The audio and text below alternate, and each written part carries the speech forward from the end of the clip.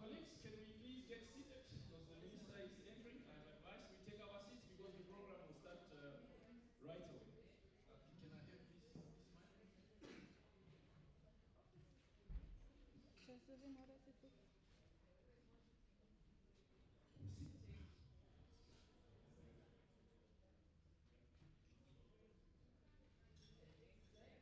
Colleagues, let's get our seats. Let's take our seats. We are way beyond our time by about 10 minutes. The minister is walking in.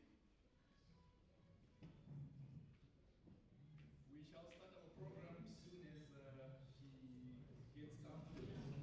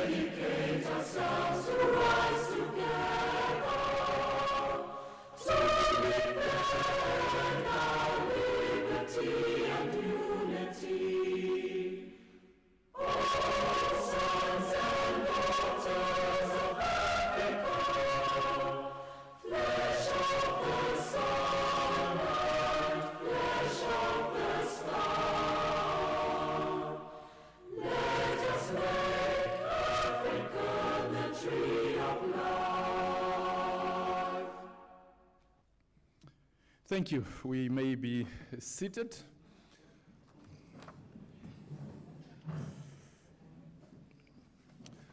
Honorable Minister, our Minister of Education, Arts and Culture, Honorable Esther Anna Gipondoka, our Governor of the Progressive Commerce Region, Honorable Laura MacLeod Kachira, the Executive Director of Education, Arts and Culture, Sanette Lentrude Steenkamp, Ms. Eunice Smith, the country representative for UNESCO to Namibia in the head office, our esteemed regional directors of education, arts and culture from the various regions, our invited distinguished guests from the different offices, ministries, and agencies.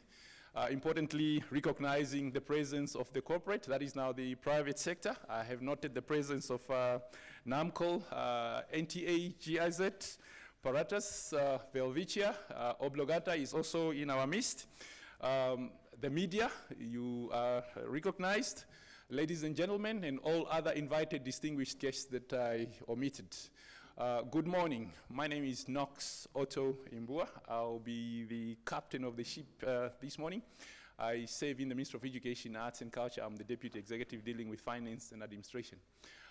With that, let me request Pastor Timotheus Mtambo to give us the divine intervention before we delve into the program. Mtambo, let us give him a bit of encouragement. Just to thank you. To the Director of Ceremonies and the protocol that he has ably established, on which I stand this morning. Our scripture lesson is this morning recorded from the letter that Apostle Paul wrote to the church in Colossae, to the Colossian church. Colossians 3, verses 23 to 24.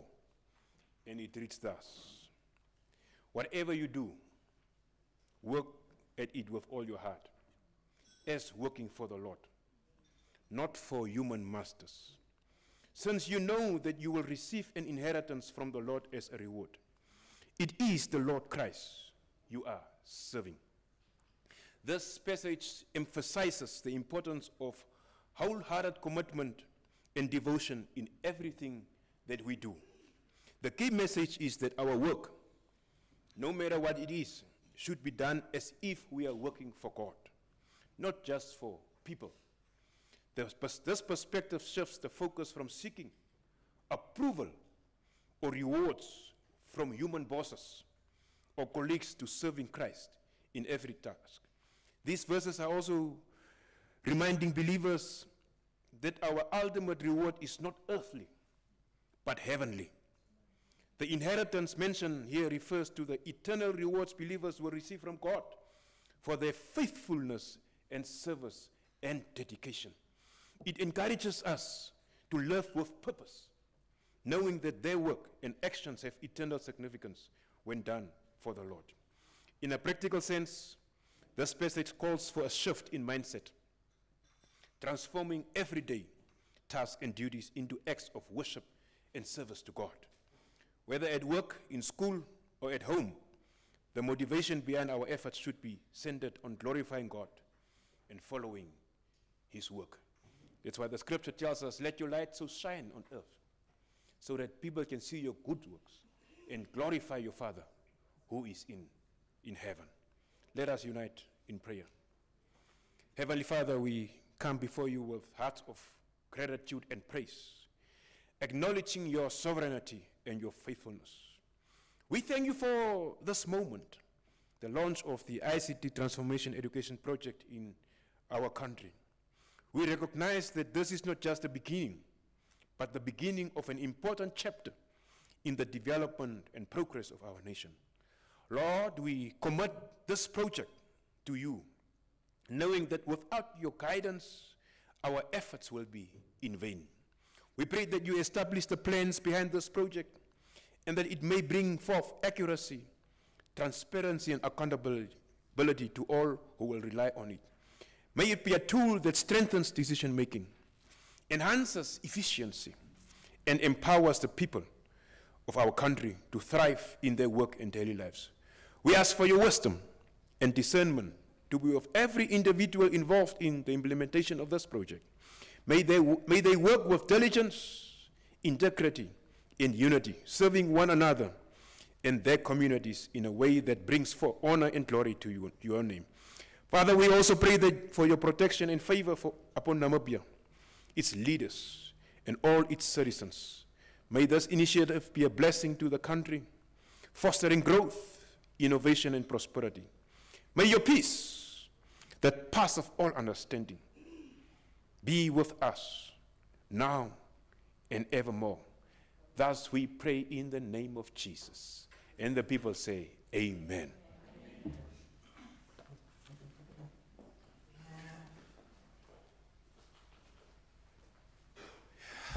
A very befitting divine word for this morning. Very, very, very encouraging. Whatever you do, work at it within your heart. Once again, thank you, Pastor Mtambo. I did not feel you internalizing that divine word. Your amen was very reserved. Can we say amen to that word this morning? I feel like I'm in church now, Pastor. Thank you very much. I think we are in the Comas Region House, and it's only befitting that we feel welcome. Can we welcome the governor of the progressive Comas Region, Honorable Bernard Makiwa? I don't feel the welcome there. Can we welcome her? Thank you, Otto. Knox Otto Ibua, the Directors of Proceedings, thank you very much for giving me the floor. That was not good enough. You may all be fired from the region. That's just the lighter note. Honorable Minister of Education, Arts and Culture, Honorable Esther Anna Ipondoka, Mrs. Eunice Smith, the UNESCO representative to Namibia, the ED of the Ministry of Education, Arts and Culture. Now, if I do not respect the protocol as already established, then I do not know, because I've got 2 pages with protocol, and that will not be fair for you, isn't it? You are all recognized. Directors of Proceedings, thank you very much. And yes, my assignment this morning is basically to attend this beautiful event and to give a welcoming remarks. And I will definitely abide by that. Directors of Ceremony, from the onset, let me not withhold the gratitude and appreciation of the entire Comas community for the honor of hosting this launch, and indeed my office to witness and officiate here today this morning at Arebu, Windhoek, Comas region. Directors of Ceremony, it is a great pleasure to welcome you all to this important occasion, which marks the official launch of the ICT Transforming Education in Africa, not just in Namibia, project here in the Republic of Namibia. I want to acknowledge all the distinguished guest leaders in education, policymakers from different line ministry, and of course, the representative from our different tertiary institutions, teachers unions, ICTC industry leaders, and our invaluable development partners. This inclusive representation speaks volume and demonstrates a clear sense of how committed we are to play our part in the journey of transforming our education towards inclusive and quality. In addition, a very special note and a special word of welcome and gratitude will go to our esteemed guests from UNESCO, those whose support has been instrumental in making this initiative a reality. May we please give a hand to the representative of UNESCO. Your presence today here signifies the strong collaboration between Namibia and UNESCO in advancing digital transformation in education. Thank you very much, and we thank you deeply from the bottom of our hearts.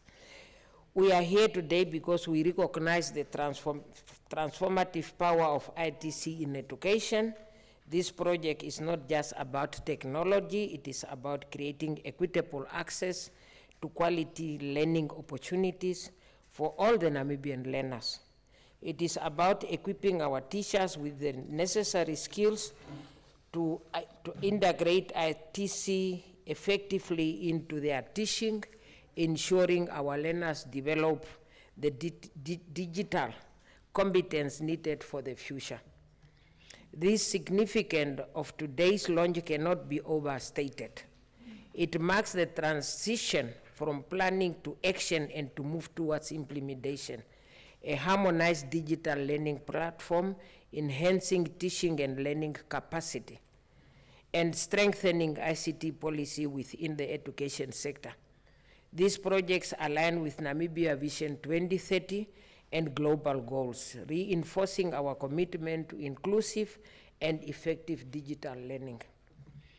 Dear education and ICT fraternities, I always say and will repeat today here to reassure you that as a region we remain ready and supporting to your call of transforming our education to be competitive to global challenges, to address the plight of the Namibian child and the interests of the Namibian child to always remain a priority in all our development agendas as a country. Directors of ceremony and dear delegates, remember that they say, and I quote, digital information transformation is a journey, not a destination, and digital transformation is not about technology, it's about change, end of quote. It simply means we are gathered here today to launch the kick-off of a very important undertaking which is not only about adopting a technology, but a test to our commitment and willingness to adapt to changes as a nation. Having said that, directors of ceremony, allow me to give you two of my favorite quotes from Paulo Coelho and Martin Luther King Jr. as the foundation of my message for today, and I quote, "When we least expect it, life sets in challenges to test our courage and willingness to change. At such a moment, there is no point of pretending that nothing has happened or in saying that we are not yet ready.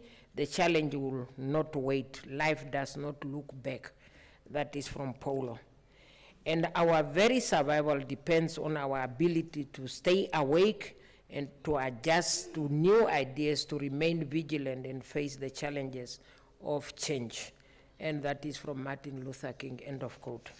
Directors of the ceremony, the concise interpretation of these two favorite powerful quotes says, life has a continuous challenges on us and our survival depends on our ability to stay awake, vigilant, and adjust to new ideas to face the challenge of change.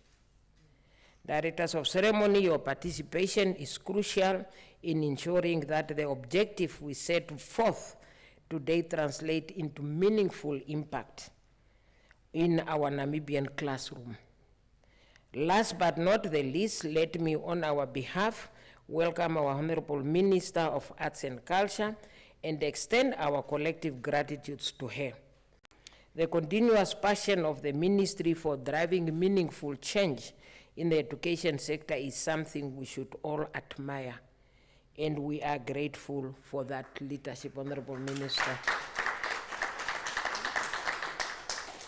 Dear respected government leaders, your presence here today translates the unwavering commitment to our government to education as a national priority. May every passing day refill the entire Namibian people and its leadership with that desired extra wisdom, conviction, and determination for education to remain our national priority for generations more to come. Finally, I said my assignment this morning was just to welcome you, and I should have just said that you are welcome. Finally, once again, on behalf of the organizers of this event and the entire commerce community, welcome to the official launch of the ICT Education Transforming Project, and let us officially begin this journey of transformation together and pull together in the same direction. And allow me to say thank you for your kind attention, and have a blessed day.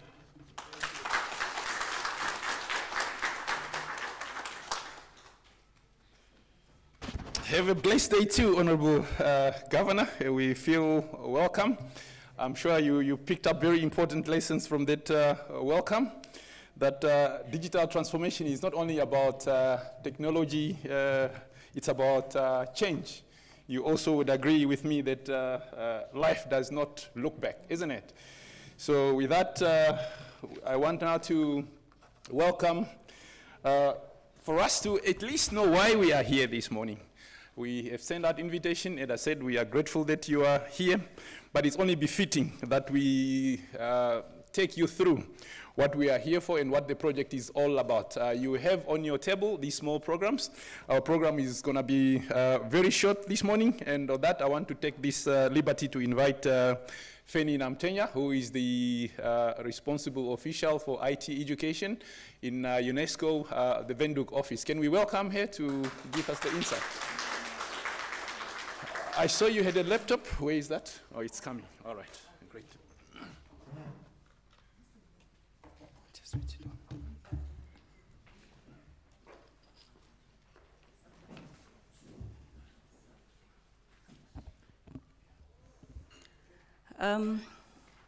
Honorable Anna Esther Nipondoka, Monsieur Smith, distinguished guests, ladies and gentlemen, please allow me to greet you all this morning as I stand by the protocol established by the Master of Ceremonies. Colleagues, my name is Feni, as indicated in the program. I am the project officer responsible for ICT in education at UNESCO, Windhoek office. I'm going to take you through, briefly, through the overview of the ICT Transforming Education in Africa project, as indicated. I have quite a lot to tell today, but I'll try to be brief. My presentation is outlined as follows. I'm first going to talk about the background of the ICT Transforming Education in Africa project, and then I'll give you an overview of the phase 3 of the project, where I am going to touch a little bit on the needs assessment key findings, as well as the theory of change of the project. To begin with, the project background. This project is part of the UNESCO Korean Funds in Trust, that is abbreviated as UNESCO KFET initiative, which is aimed at transforming education in sub-Saharan Africa through the strategic integration of ICT in education.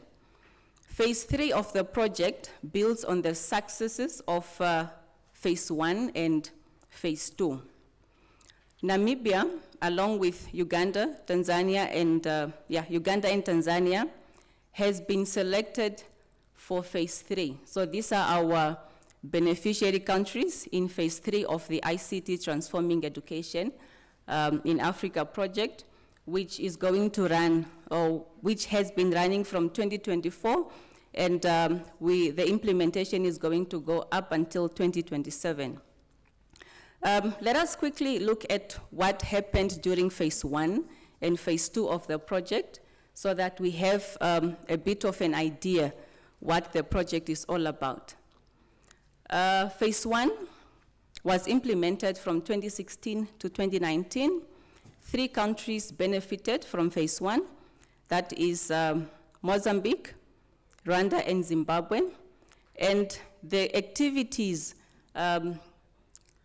around phase 1 were looking at the e-school models, open and distance learning for teacher training and higher education, as well as ICT policy development. So that was the focus area for the project in phase 1. So for phase 2, it was implemented from 2020 to 2023. We had Cote d'Ivoire, Ghana, and Senegal that benefited from the project, and the activities were around the pedagogical transformation at school level, ICT competency framework for teachers and training, as well as the ICT policy development.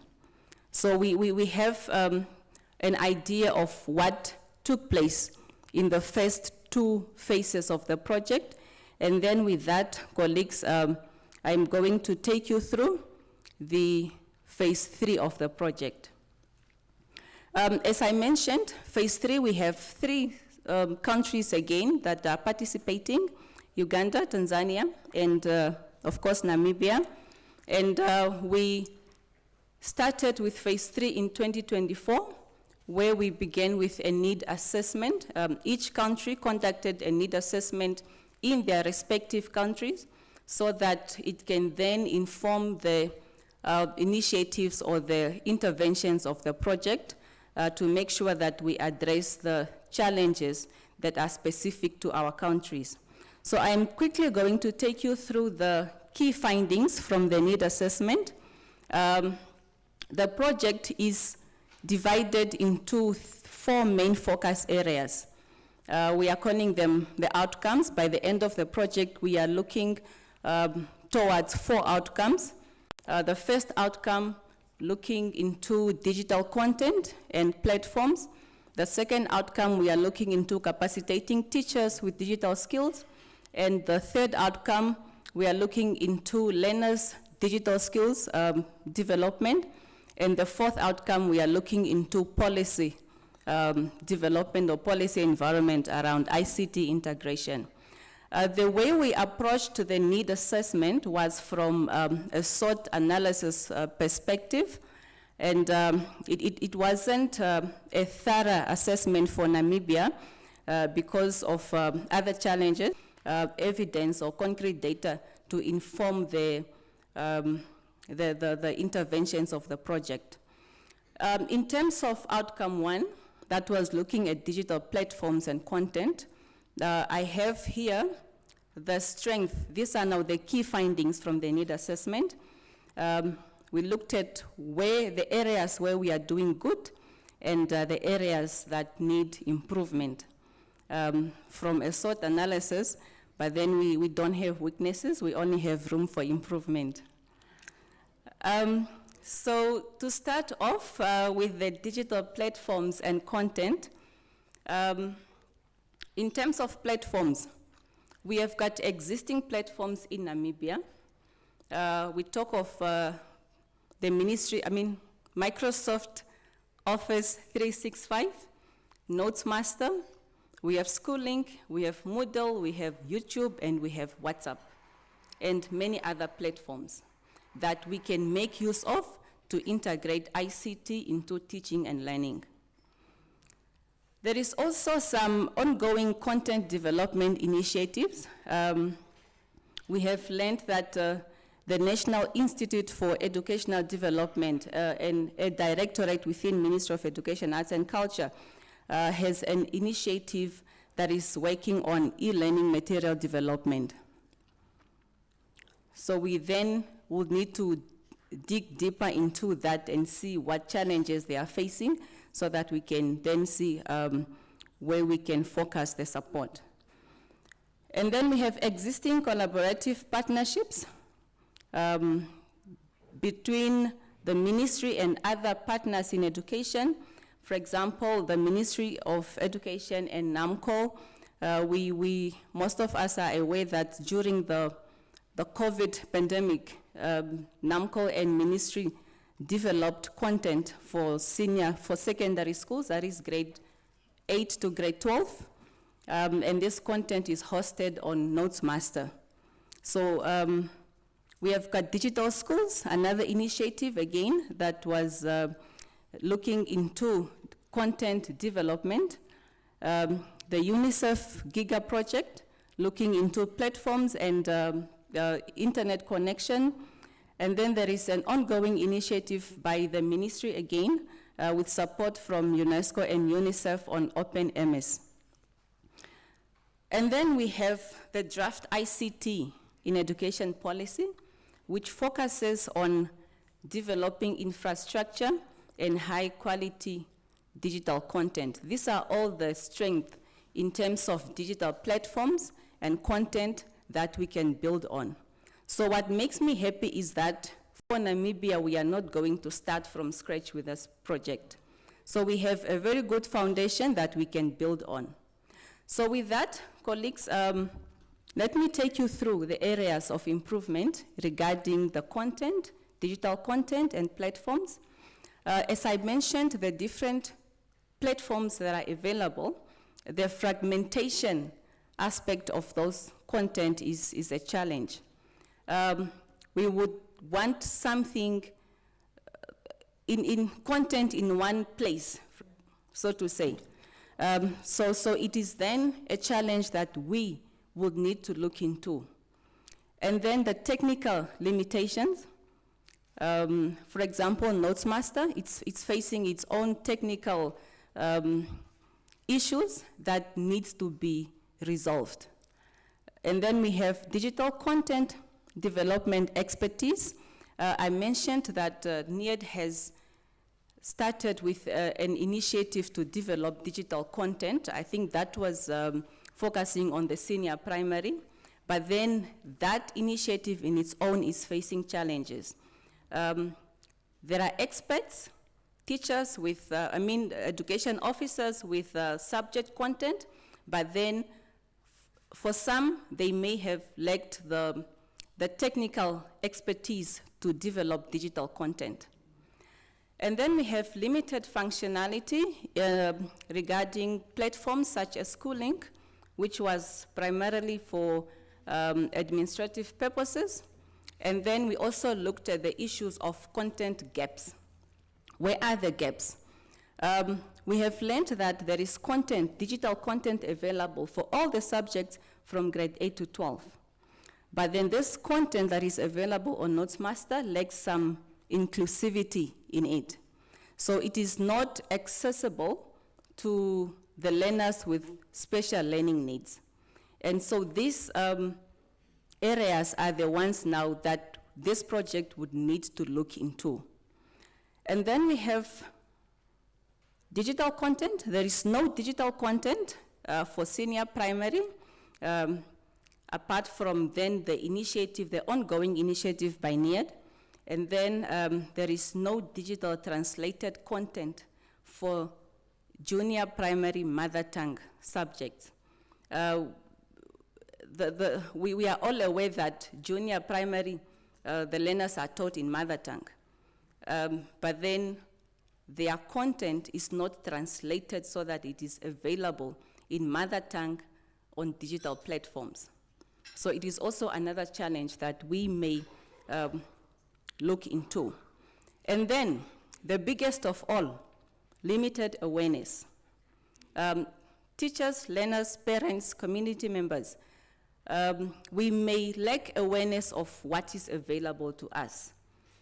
The content was developed, it's hosted on NotesMaster, but then you'll find that there are some colleagues who do not know what NotesMaster is.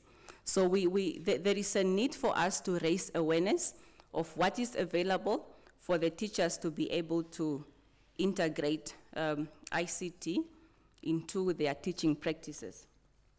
So colleagues, allow me to move to outcome 2. I said we are looking into 4 outcomes. The second outcome is looking into teachers' digital skills development. Again, the same approach, starting off with the areas where we are doing very well, and then the areas where we need to improve. Okay, our strength as we stand, we have got some existing training initiatives in terms of capacitating teachers with digital skills by the ministry itself, as well as by our development partners. We usually have trainings conducted by NIED, and then I'm aware of the trainings through the digital schools. I'm aware of a training that was done at some point by NANTU, GIZ. All these efforts are coming together so that we can capacitate teachers with digital skills. And then we have one thing that we found out was that the newly graduated teachers are more digital literate compared to the long-serving colleagues. So that gives us an indication that our pre-service teacher training institutions are doing quite a good job. So we just need to see what are they doing so that then we can do the same for our in-service teachers.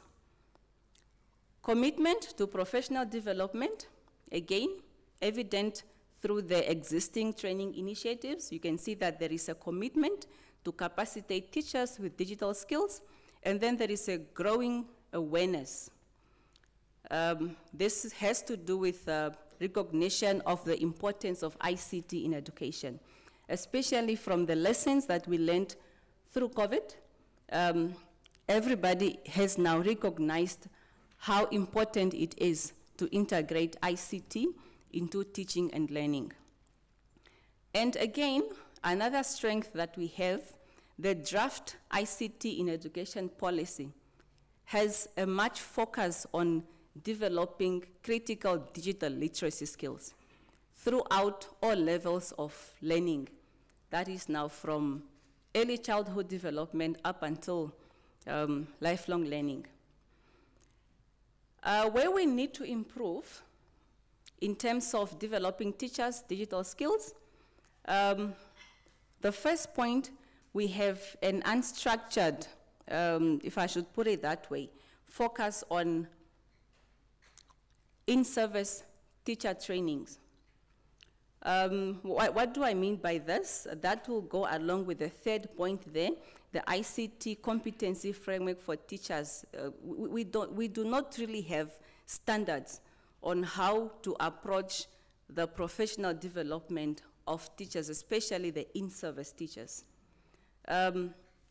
We don't have a framework, we don't have a curriculum, we don't have that standard in place so that we know that we are training the teachers on this and this and this and this. Also, this will help us when we have our partners coming on board with initiatives, and then at least they have something to guide on where to focus in terms of developing teachers' digital skills. Back to the second point, the lack of ongoing subject-specific professional development opportunities. The way a language teacher integrates ICT will be different from the way the math teacher integrates ICT. So as a social science teacher, for example, I would want to come to a workshop and then being taught how I can make use of ICT to teach geography and not just the ICT in general. So this is another area, again, that we need to look into, including ICT as a cross-curricular issue. We are aware that ICT is one of the cross-curricular issues, but do our teachers in schools know how to handle this? For me to integrate or for me to take care of that ICT as a cross-curricular issue, what do I need to do as a teacher? So these are the skills that we need to capacitate our teachers with, in addition to the basic digital literacy skills. Sustainability of the existing CPD trainings. This is also another area that we want to flag. This has to do with the limited follow-ups and cascading plans that hinders long-term impact. If I can give an example on this, there are times when there is a plan. We are training the TOTs for them to go train further, we give them resources. But then most of the times, we train the TOTs and then we send them back with no plan on how they are going to cascade the training further, and then that leads to skills ending somewhere, not reaching out to everyone. So if we can also just look into that matter, how can perhaps we make use of ICT to make sure that the skills reaches all the teachers at every corner of Namibia? And then lack of technical support in schools. This is also another major one. And that's why for the ICT competency framework, it could then perhaps include things such as basic troubleshooting. You'll find a school with a computer lab, but no single ICT teacher, at least to help with those basic troubleshooting. So if we can strengthen that technical support to schools, then I'm sure that we will get somewhere. So looking at outcome 3 looks at, or it has to do with developing learners' digital skills, and then again the strength and the areas where we need to improve. To start off with, we looked into the document called the National Curriculum for Basic Education, which outlines specific end-of-phase ICT competencies. So this is a very good foundation where this project can build on. We have got computer science as a subject in our curriculum. We have got information and communication as a subject in our curriculum, and also office practice. These are the 3 subjects that are ICT related. So each of these subjects is facing its own challenges. And then we have got ICT, as I mentioned earlier, being recognized as a cross-curricular issue. It is a very good point that we can build on as well. There is an initiative within the ministry to introduce coding and robotics.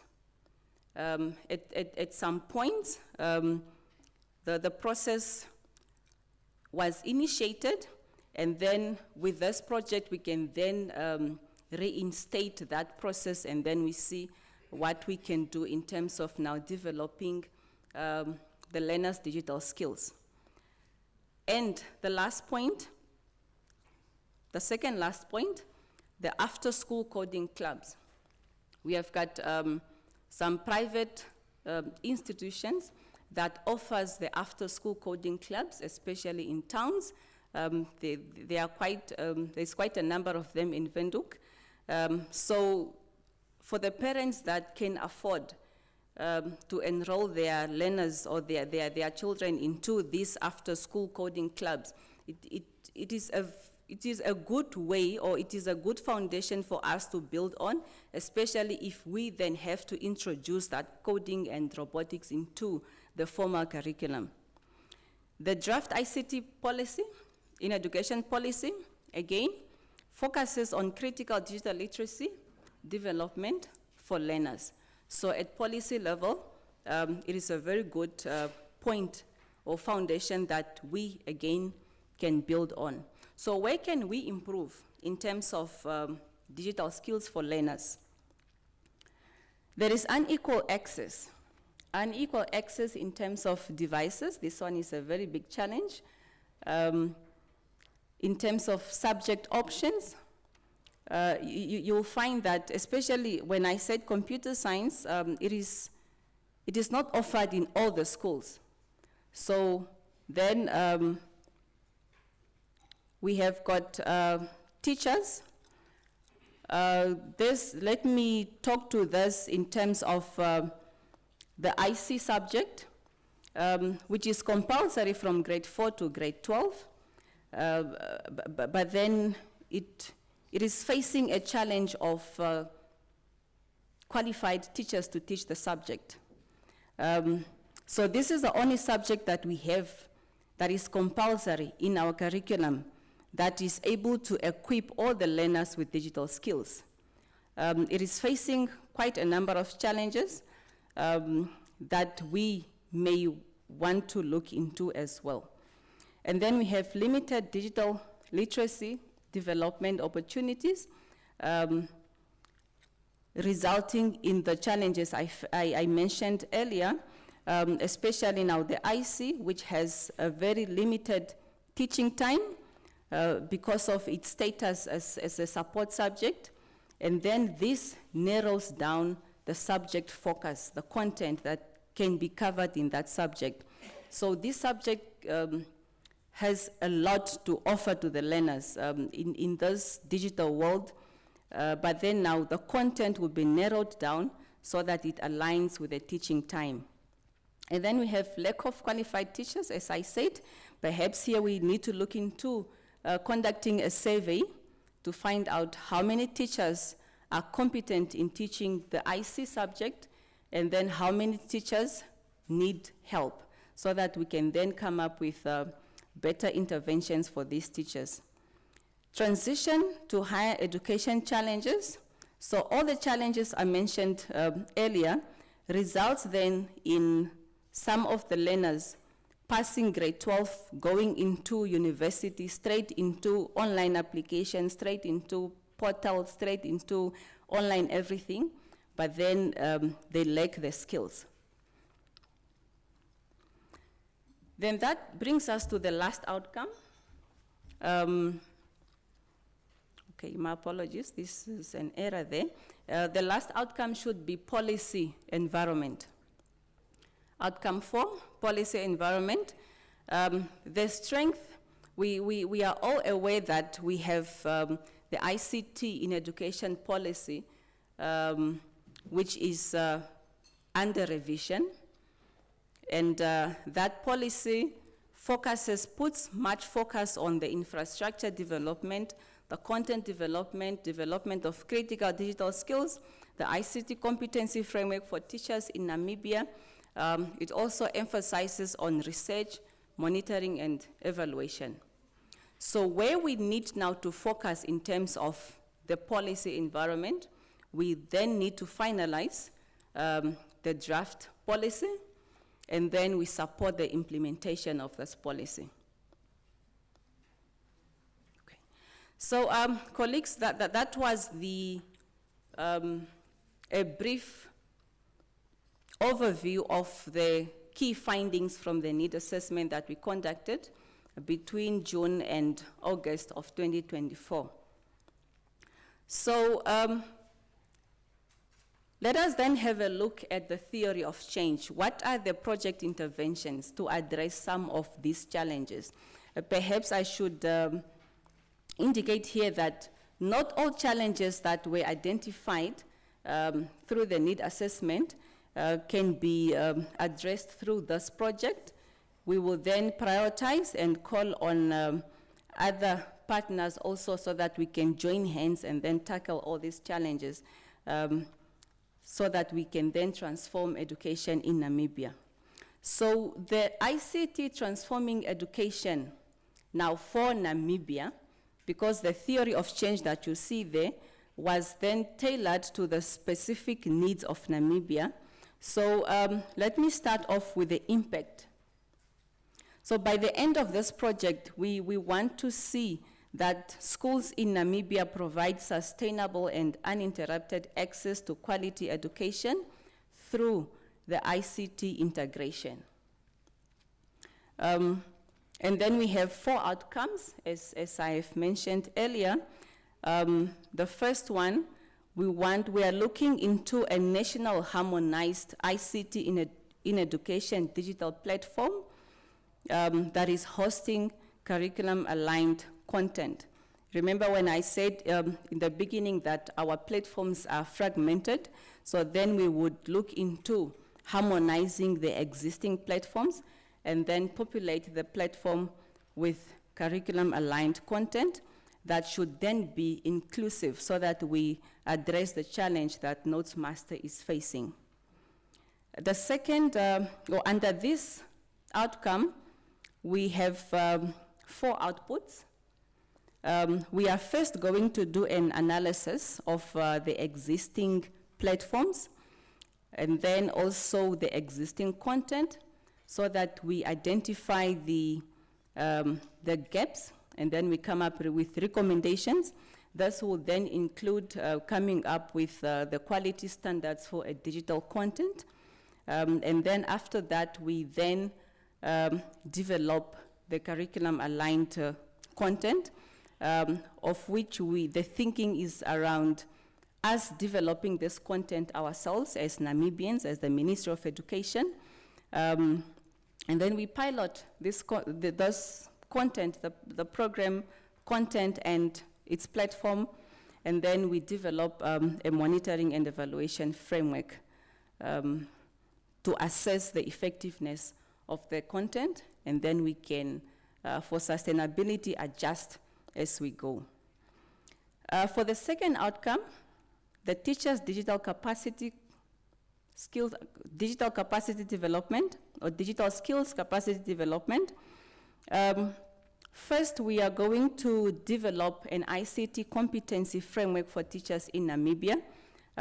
If you remember again from the challenges there, I've indicated that we lack a standard or a guide on how to approach the professional development for teachers, especially for the in-service teachers.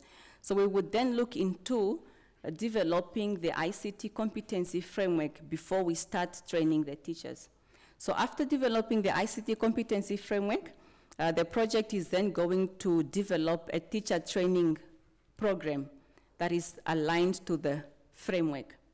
So it will probably be a modular based, looking at different competencies in that framework, from the foundational digital skills, pedagogical skills, we have AI skills, whatever skills that we see that are crucial for a Namibian teacher in our context to be able to integrate ICT. We then develop the training program for the teachers. And then we pilot the program for the in-service teachers, and then we develop a national rollout strategy for digital skills teacher training. Looking at the third outcome, that is learners' digital capacity development. First of all, we will have to sit and look at what is available. The subjects, as I mentioned, we have computer science, we have IC, we have office practice. So what is available, and then we identify the gaps in terms of skills development. Which group of learners is left out? After that, that is then when we can come up with a proper intervention on what exactly are we going to do. But the idea is that we would then look into reviewing the curriculum so that it integrates the foundational digital skills across all levels. That include coding, computational thinking skills, AI concepts for the targeted grade levels. It will then depend on the outcome of the review. After reviewing reviewing and revising the curriculum, we will then pilot it. So this will include now training the teachers for the pilot schools so that they can implement the revised curriculum. And then the final outcome that is looking into the ICT in education policy, we will support the finalization of the national ICT in education policy. It is in its advanced stages of being finalized. And then after it has been finalized, we will then come in to support the implementation of this policy. In terms of developing further guidelines and strategies on how teachers or schools can then integrate ICT as per the as per the ICT in education policy. To give a practical example, one of the challenges identified is lack of devices. Now the policy would then need to come up with the strategies on how can we address lack of devices. And then maybe one of the strategy we would say, bring your own device. So we cannot just tell schools that learners can now bring their own devices. It is going to bring chaos in schools. We all agree with that. So then what we will do is to develop guidelines and strategies on how the schools can handle that strategy for them to be able to implement the policy. So this is what I mean when I say that we will then support the implementation of the policy by developing further guidelines that schools can make use of so that they know how to approach whatever strategy that the policy comes up with. So all this outputs and outcomes and the overall impact would only be realized if the teachers and learners and our leadership, if all of us are motivated to enhance digital skills and also to use the platform and content so that we do not end up with white elephant platforms. So we then need motivation from both sides, the parents, the teachers, the learners, the entire community, so that we make use of what is being developed for us. This includes us giving feedback on how the solutions can be better refined to meet our needs. And then we would also require a continuous support from the ministry as always, so that then the implementation of the project can be as smooth as possible.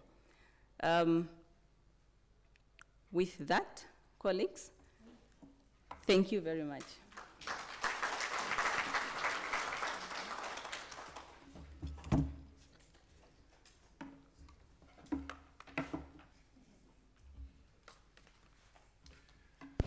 Another round of applause for Fanny. I think in summary, we heard that the overall objective of the project is to provide sustainable and uninterrupted access to quality education through strategic integration of ICT in a classroom, focusing on capacitating our teachers, the learners, and ensuring that we have a supportive legal framework that ensures, I think most importantly, ensures the ethical and human-centered use of ICT in a classroom. As we know, ICT can be challenging in a classroom, and it's important that we have a policy that ensures the ethics of the use of that. We are fortunate as Namibia, and you have seen that there is a lot of developments happening. I think what is important to note is that this project actually harmonizes all these interventions. Perhaps for some of you that were following carefully, you're asking yourself, digital content, how is it going to be accessed? She did not talk about the issue of connectivity. We are actually busy with another project where we are mapping all our schools under GIGA to ensure that our schools have access to internet so that they are able to benefit from development such as this one, which is why we have invited you, the key stakeholders, to be able to assist us in ensuring that we remain connected and we receive the benefit of that connection to our learners. All this has been made possible, and you have seen that there are other beneficiary countries already that has benefited. Namibia is in phase 3. It has been made possible by the leadership of UNESCO, ensuring that we are not left behind. And with that, I want to thank Ms. Eunice Smith as I invite her to the podium to give us her remarks. Can we please welcome her to the podium?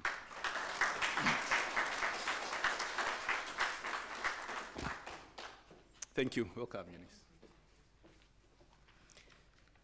Thank you, Mr. Chairperson, Deputy Executive Director, Master of Ceremonies, Honorable Minister, Honorable Governor of the Comas Region, Distinguished Executive Director.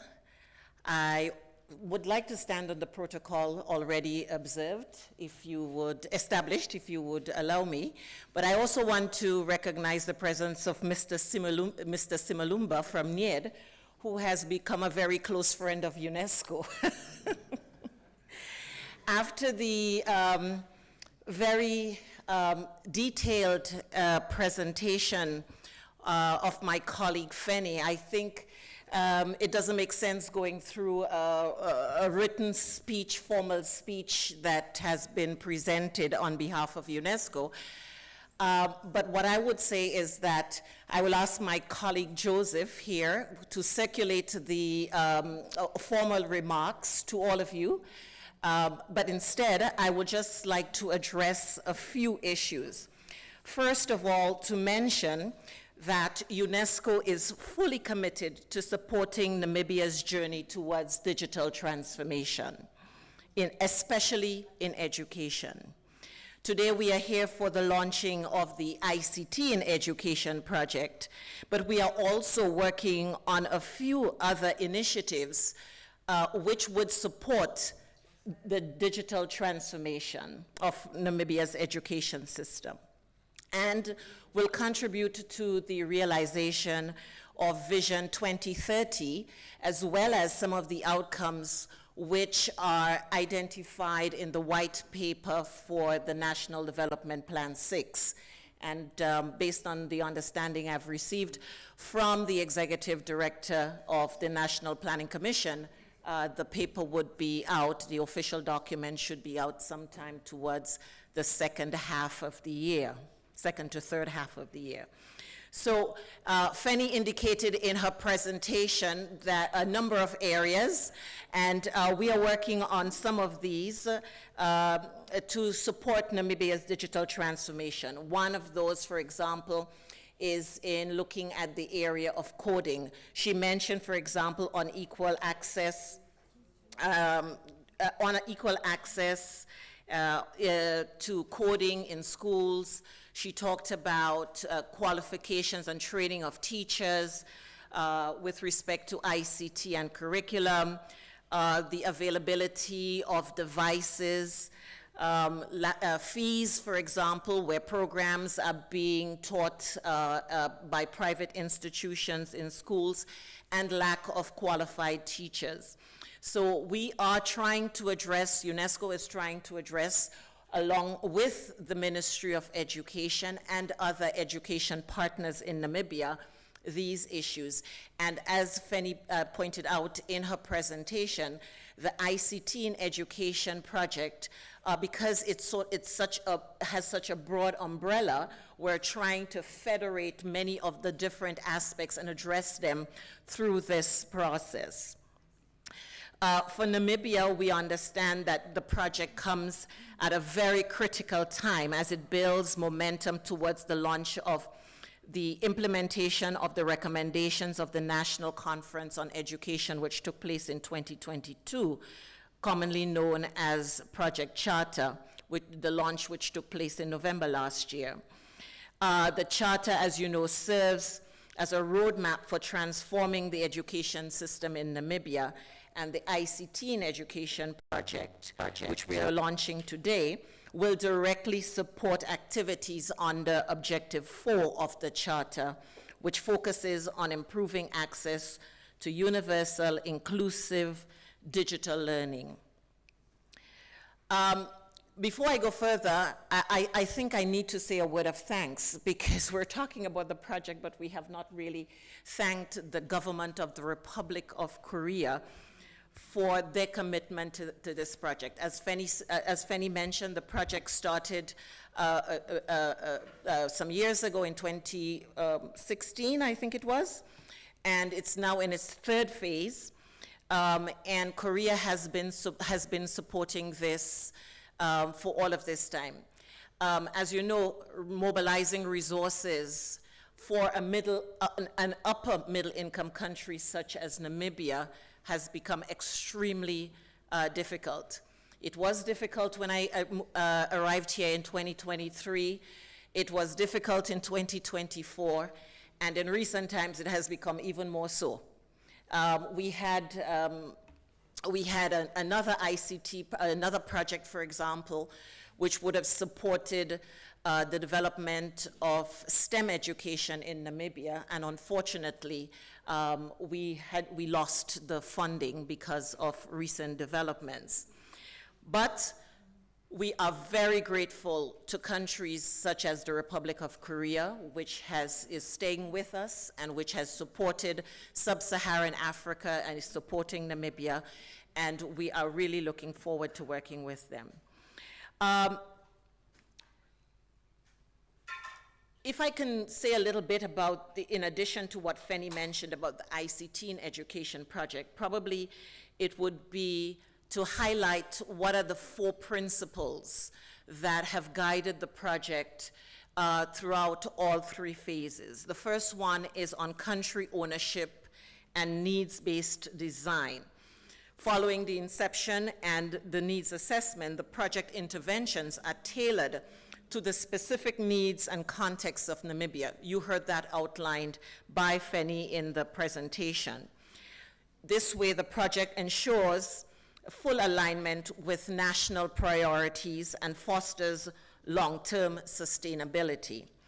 On the issue of sustainability, our aim is to create lasting impacts by embedding sustainability into every aspect of the project, from policy development to content creation and capacity building for teachers and learners. Another principle, the third principle, is synergizing with other initiatives. Feni outlined, for example, the number of different digital platforms which are available, and how this project will try to work with them and provide and develop synergies with the existing programs and platforms. We are also looking at, for example, digital literacy and synergizing, for example, with UNESCO's work on developing media and digital literacy for young people. And Namibia has 71%. We need to really focus on this. We're also looking today, we have a scoping mission which will arrive in Namibia to look into the issue of supporting the development of simulation labs in tertiary institutions. And there is, and this was also an issue which was mentioned by Feni. I mentioned also the issue of coding and AI in schools, where we're working on a project, and we hope to find greater synergies with the Ministry of Education, also in terms of making available devices to the schools in the formal education system, so that classrooms, you will have a classroom with tablets, so that we can actually do that and not have it, I mean, we can continue to have outside, but basically focus on the formal education system so that we can reach a greater number of students over a longer period of time. So the issue, the principle of synergies with other initiatives is very much something which is embedded in this project. The fourth principle is inclusion and cross-country learning. So as part of this project, we already mentioned there are 6 countries in sub-Saharan Africa which has benefited. In this phase, there are 3 countries benefiting: Uganda, Tanzania, and Namibia.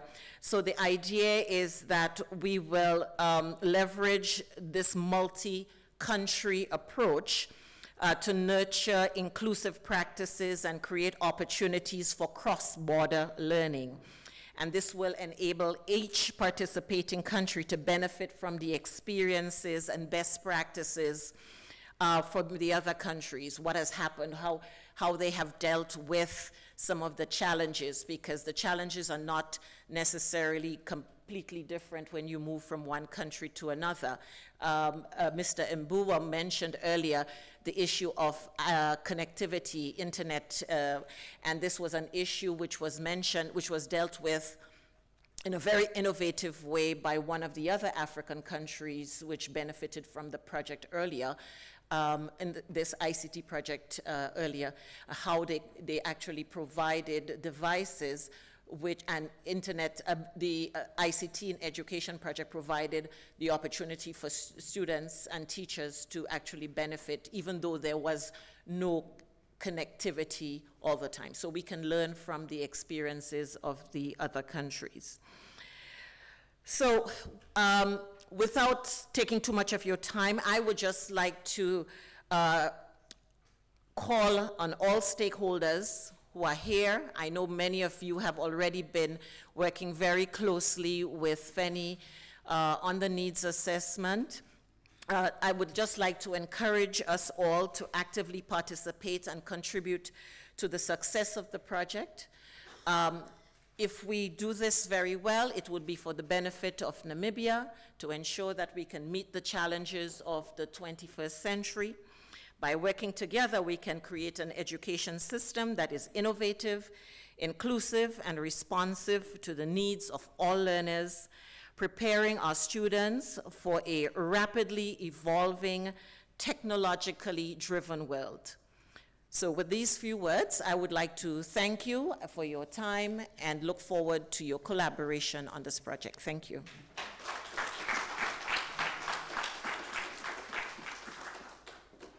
Thank you very much, Ms. Eunice Smith.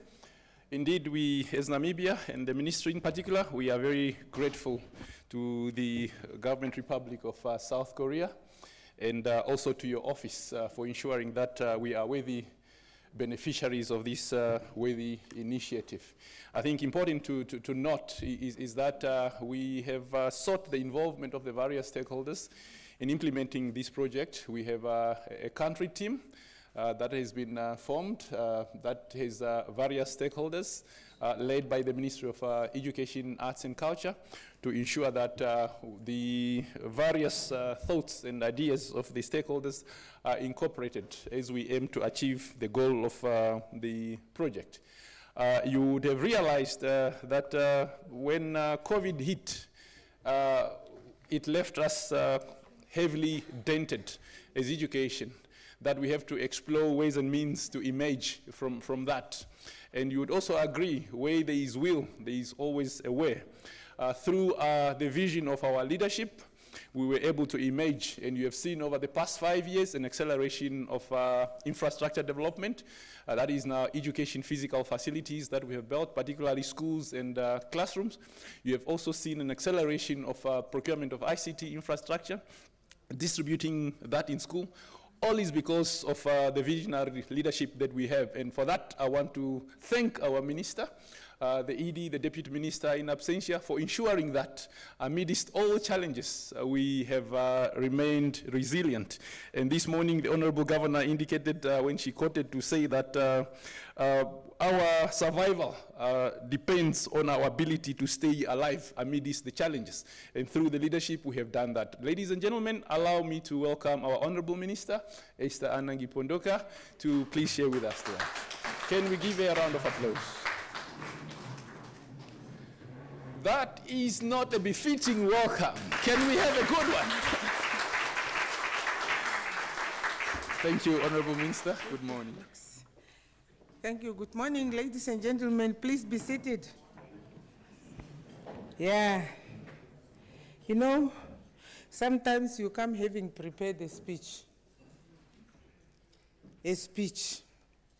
but now you don't feel like talking about what you have written. After Fanny's presentation, after Eunice's presentation, you get excited. But yeah, I will stick to my speech. I hope so. I hope so. Honorable Laura MacLeod Kachirwa, my sister, Governor of Commerce Region, thank you again for always being available. I was just telling you, she's one of these governors. You do not have an educational activity in the governors, not there.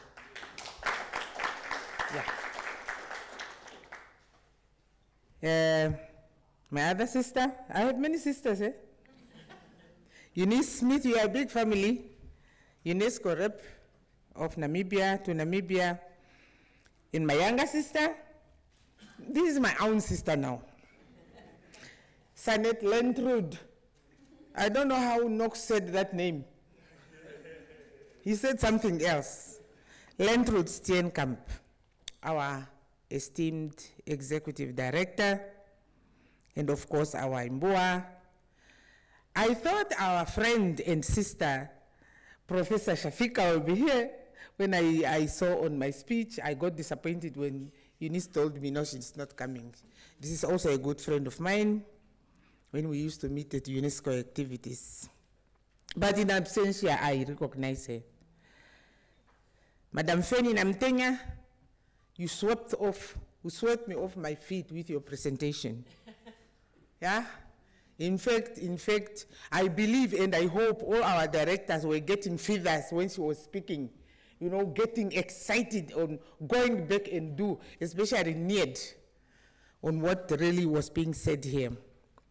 My esteemed directors, I've seen some here, distinguished invited guests, and all stakeholders, ladies and gentlemen, members of the media, good morning.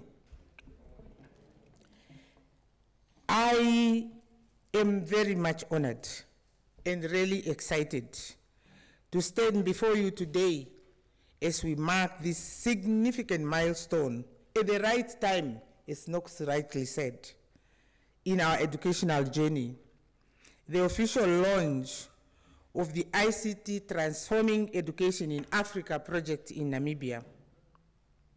This initiative, under the esteemed UNESCO Korea Fund in Trust KFIT partnership, is a statement to our shared commitment to harnessing digital technologies for educational advancement.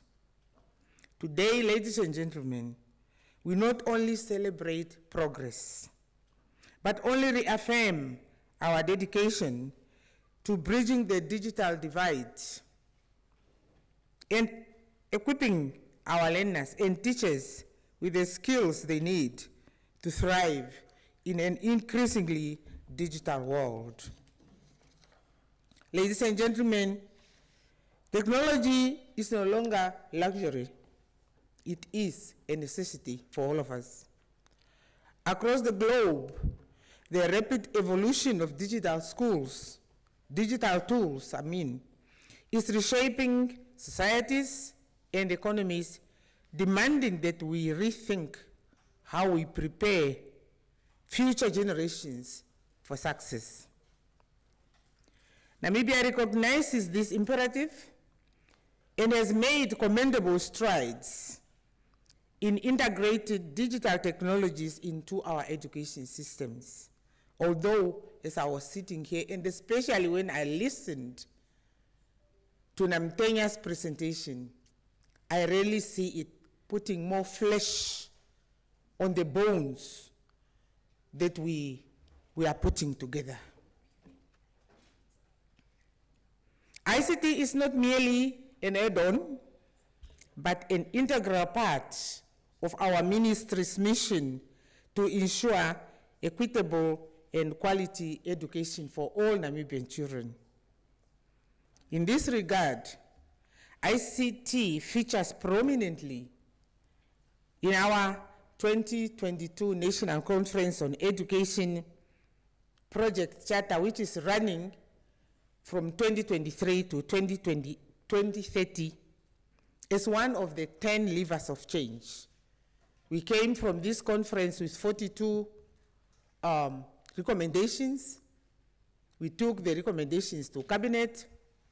Cabinet looked at it and said, go back and, narrow it down to those key aspects of education, which we know if we do it, we will definitely have moved the whole transformation of the education system.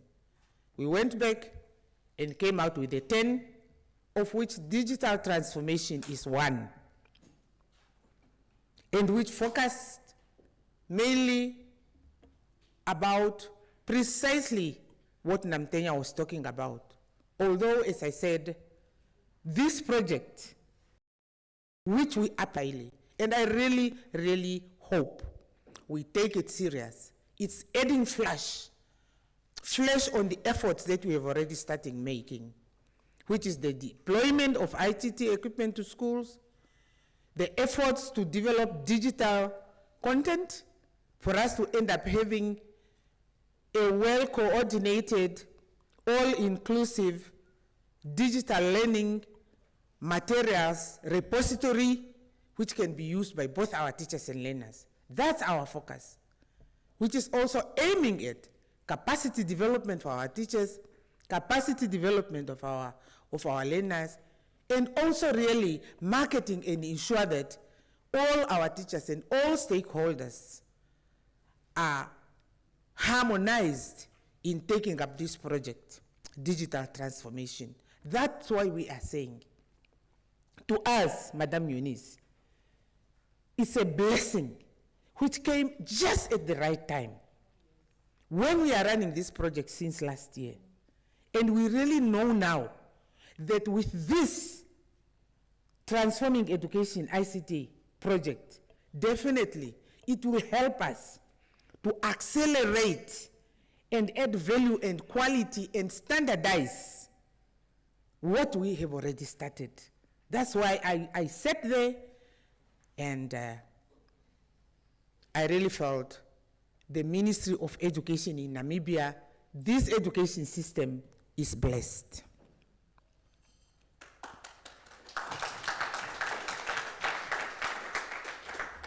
So as I said, the levers of change that I mentioned, of which digital transformation is one, emphasize the need for digital inclusive education systems that empowers teachers and learners alike.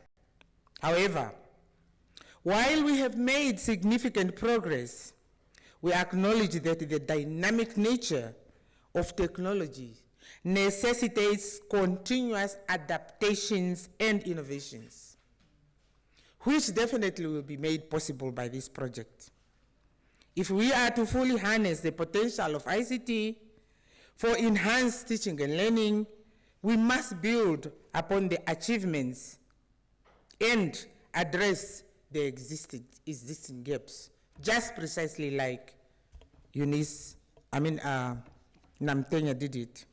Director of Ceremonies, dear invited guests, my team, the Eagle team, this project presents us with a remarkable opportunity to further our efforts in digital transformation of education by strategically integrating ICT. We aim to do the following, which I already alluded to.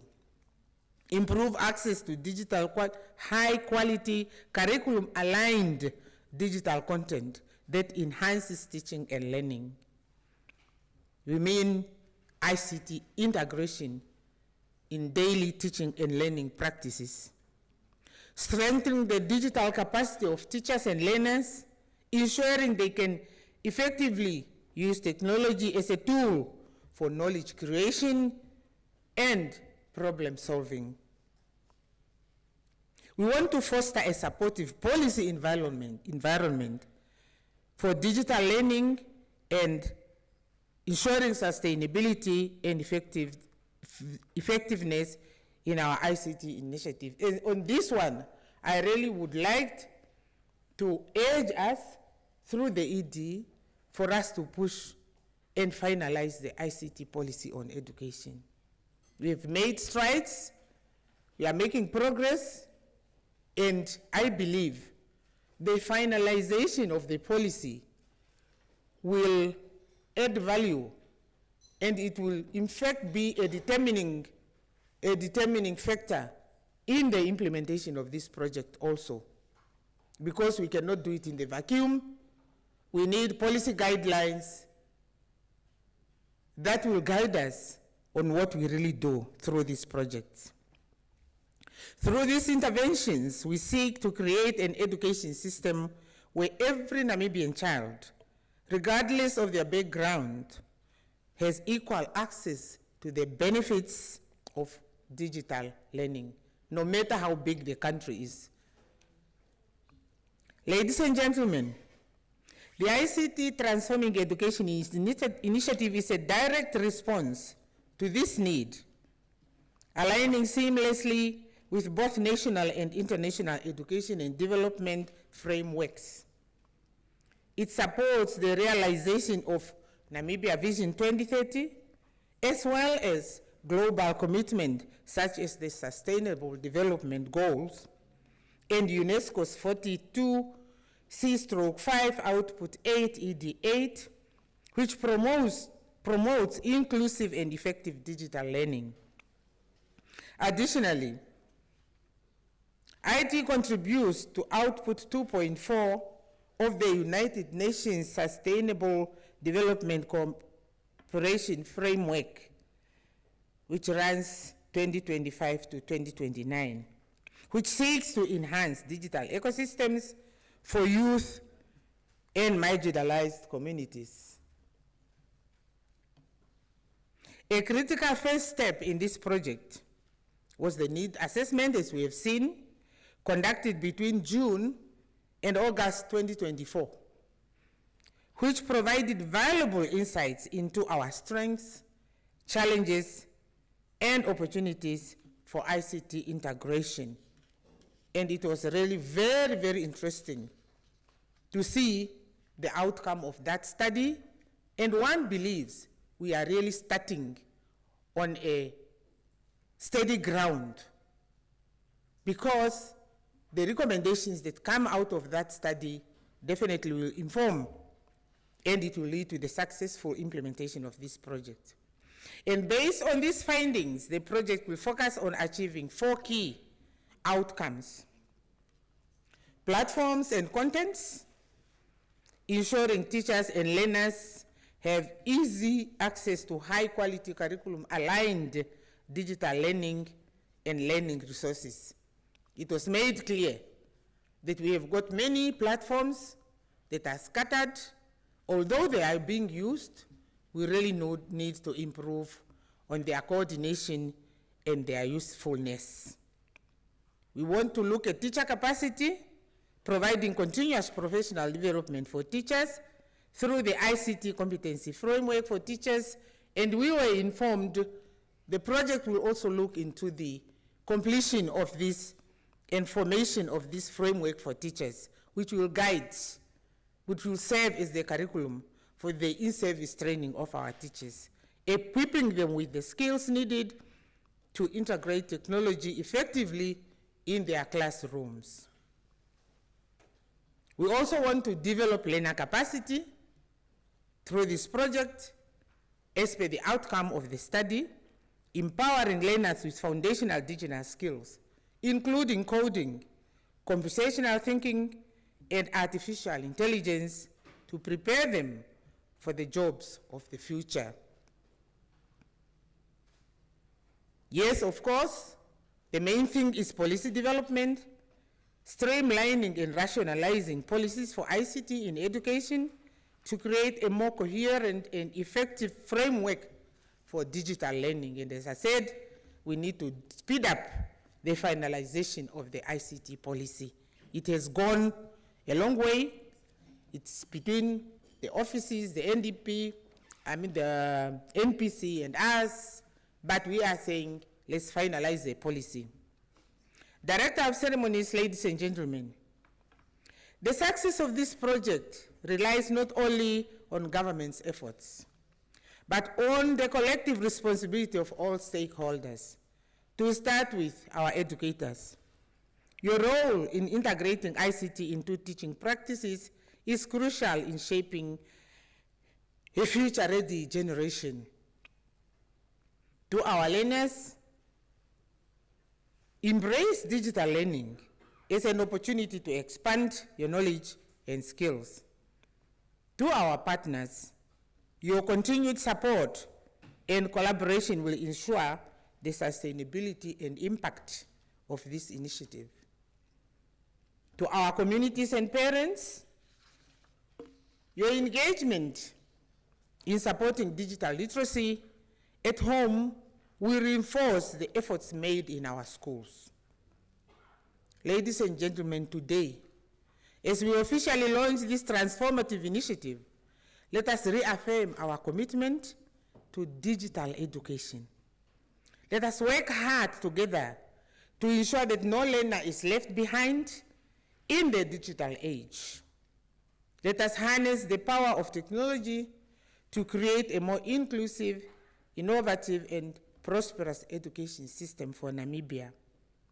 Before I conclude, allow me to extend my sincere gratitude to UNESCO, represented here by my sister Eunice, and the government of Korea for the invaluable partnership and unwavering support in this endeavor.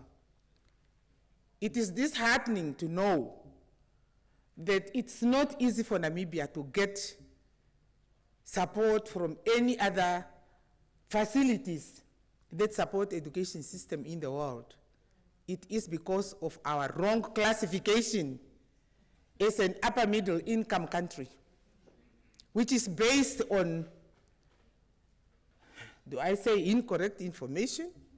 I don't know. But that classification, it deprives us from all the other support that other countries are getting. But with this one, we really would like to appreciate. And we hope we get more and more of this kind of support from UNESCO. As you know, we have got a project charter to run. We need and we rely also on the support of our development partners so that by 2030, we can look back as a ministry, as an education system in Namibia, and say, we have done it. not only with government support, but the support from other development partners, despite our classification that is seriously, you know, deprive us from whatever support. You know, we meet in meetings, yeah, globally. And you talk to other ministers and they said, no, we get this money from who, how many billions dollars, we are doing this, we are doing this. STEM schools are my dreams. We want to bring, to have big STEM schools in this country. But we are still struggling to get money for that. But with this one, in fact, if we are deprived and you get one ray of the light, hey, the appreciation that you give. Thank you very much, UNESCO.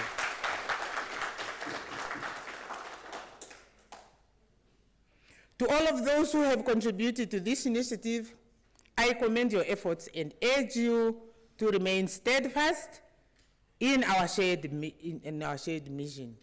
And to my staff members, NIED, Director of Education, under the leadership of our ED, let us really make sure that we fly high as the eagles that we are, especially when it comes to the implementation of this project in alignment with all the other efforts that we have started, the digital schools, you know, our own project charter.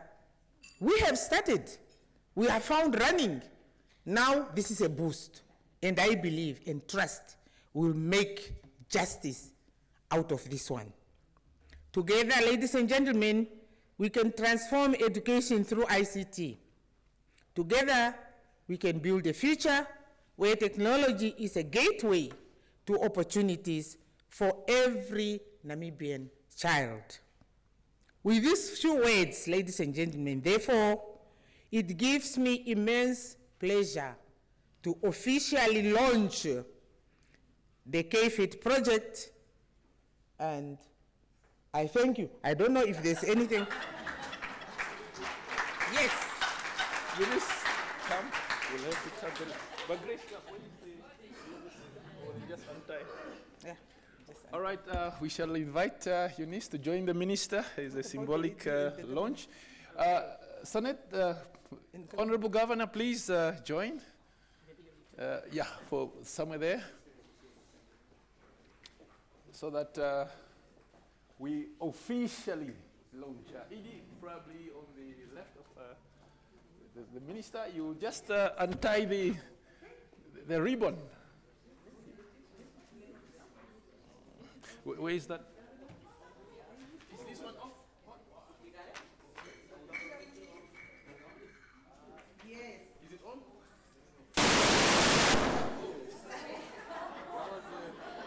Did you? I said you must let me wait.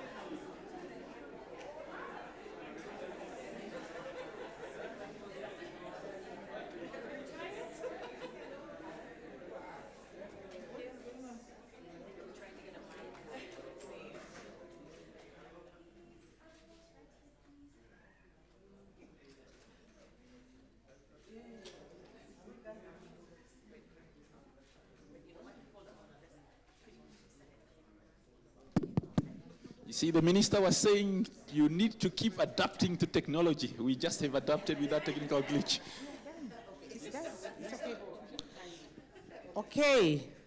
Now, this is the moment that I officially launch the KFIT project in Namibia with enthusiasm, commitment, and dedication to success.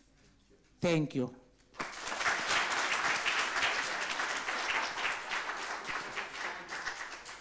Thank you so much, Honorable Minister. I think in your speech, you emphasized on the need to ensure that we finalize our policy. I think last week we were in Swakop, where you sanctioned us to review our business and plan ahead for the next 6 years, that is up to 2030. And I can assure the minister and the stakeholders that the policy on ICT is 90% complete. We target to actually finish that in the first quarter of our business year. And that has been started under your leadership. So we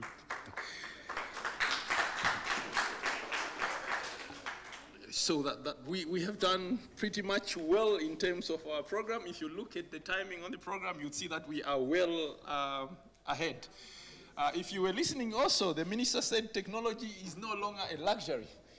It's a necessity, isn't it? I remember back in the years, you see, I grew up in the village. Then you would go out looking for cattle. Now some cattle get lost and it's late in the evening. Now you are saying, how do I communicate to the people in the village to tell them that the cattle are lost, I'm still looking for them? Then I was wishing that time, if we only had a phone that was cordless and then I could call them. Then later on, as I was growing, then the cell phone was launched. You can imagine the excitement. And some of you that grew up in a household like me, where you would always be going to the neighbor to watch TV. They want to sleep, or maybe they are now having lunch. You don't know whether you must go or stay. So can we say digital education? I can't hear you. Digital education. Thank you. That gives me the privilege to invite the Executive Director of the Ministry of Education, Arts and Culture, Sanet Lentrude Steenkamp, to then give the closing remarks. Can we please give her a round of applause?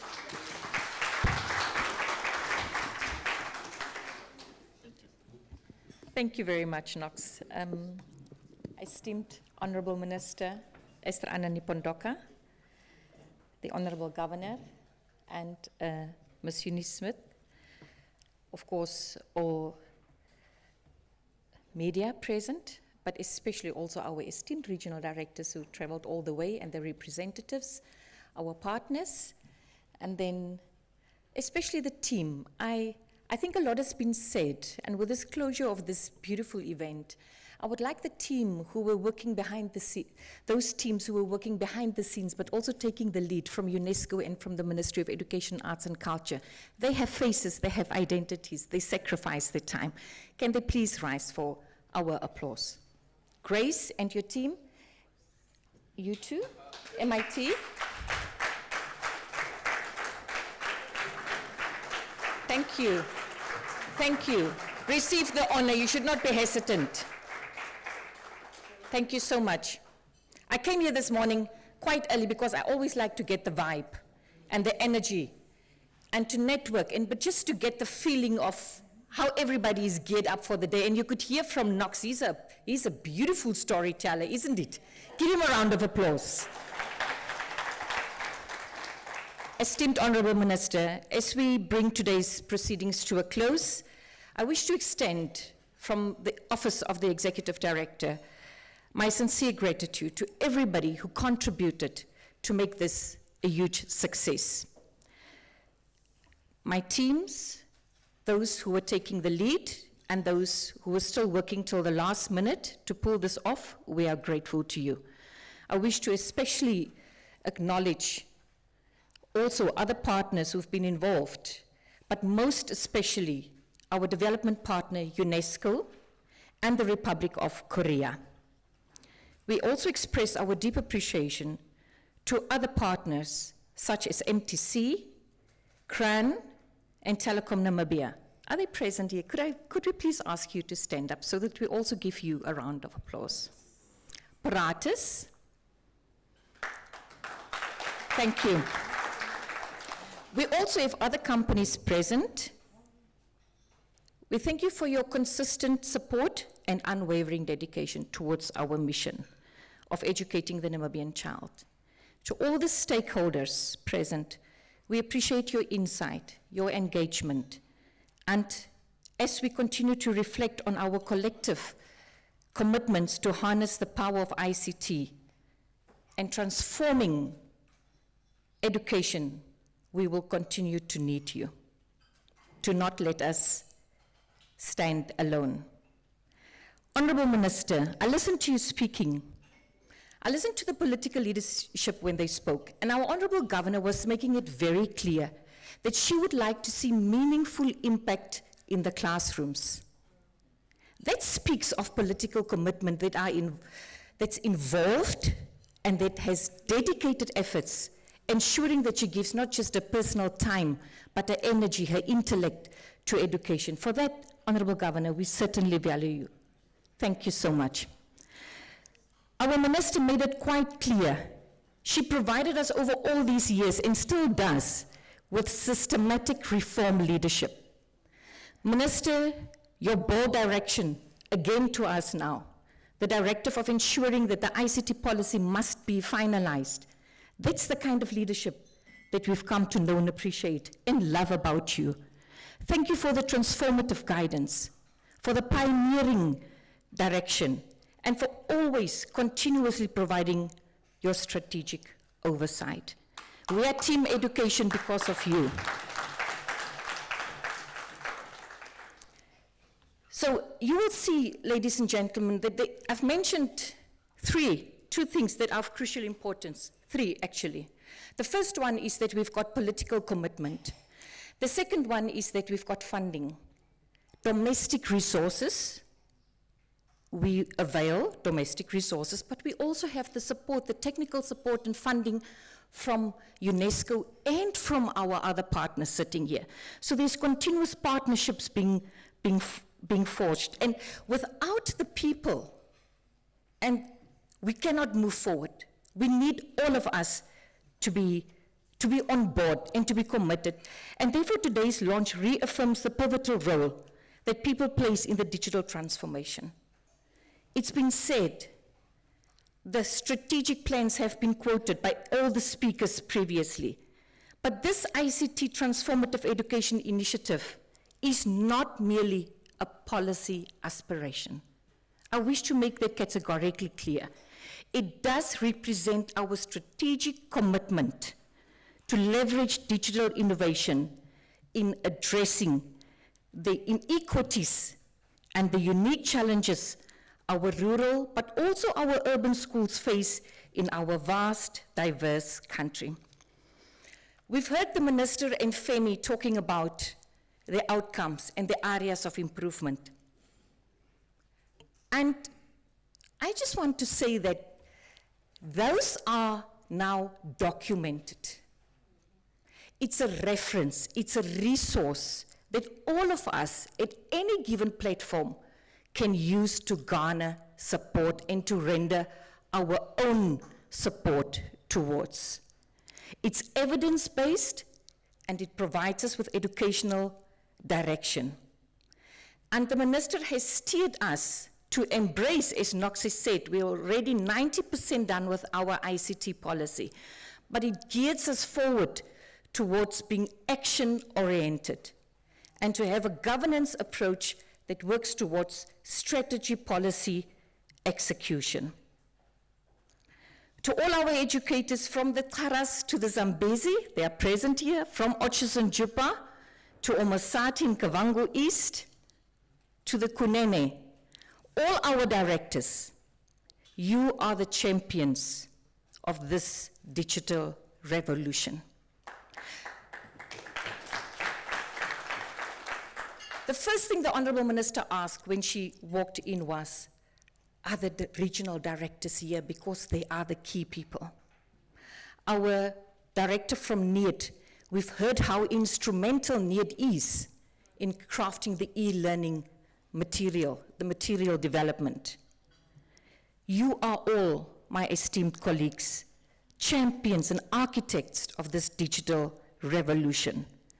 Therefore, you cannot take your role for granted in this integrating of ICT into the teaching practices, because this will help us to preserve not only our rich cultural heritage, which is necessary to prepare our youth, but help them to cope through the use of ITC, both in our local context and global initiatives.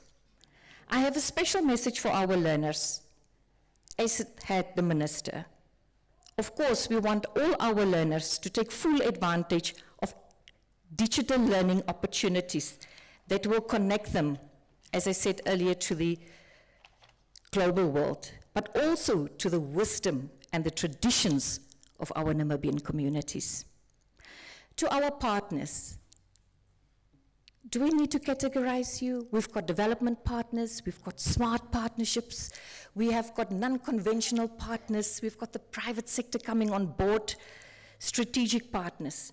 You should know that your worth in the ongoing support to address Namibia's unique geographical and infrastructure challenges, these are absolutely invaluable.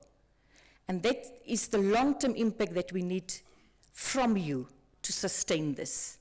We need you. We can't do it alone. You have heard the commitment by our political principles. We have proven ourselves to be transparent, but also accountable. So we are ready to embrace all our partners and strengthen those that we have cultivated over the years. To our parents and communities, we need you to be actively involved and to show interest in promoting the digital literacy at home, alongside our traditional values. We cannot separate the two. We need both to build a strong Namibia. Ladies and gentlemen, I am absolutely delighted with my Honourable Minister, with UNESCO and with our Honourable Governor, and with Knox to spearhead this alongside with the team and with myself. I wish to pledge to you our continued commitment and dedication to make this a success. I know at times the partners feel that we are not making movement, but believe you me, every movement forward is progress, and it's meaningful progress. Let's not frustrate each other as partners and as a government. Let us show that we can continue to build on the strengths, the expertise, the experience, the technical know-how that we have proven that it can work for us. I officially then recognize everybody present and thank you sincerely. May we leave here very inspired, energized, and ready to embrace and drive the digital transformation of education in Namibia. Thank you very much.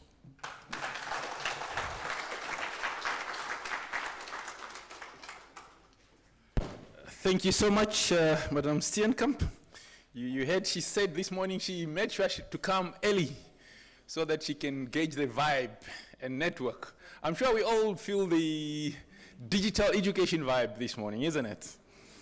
Ladies and gentlemen, that sadly, or should I say happily, brings us to a successful completion of this task. If you see on our program, we still have the AU and national anthem. We also have prepared lunch for you. This time it's going to be brunch because it's coming early. And as you network, you are welcome to please munch on the lunch that is provided, which they are serving in. So may we all rise for the AU and national anthems.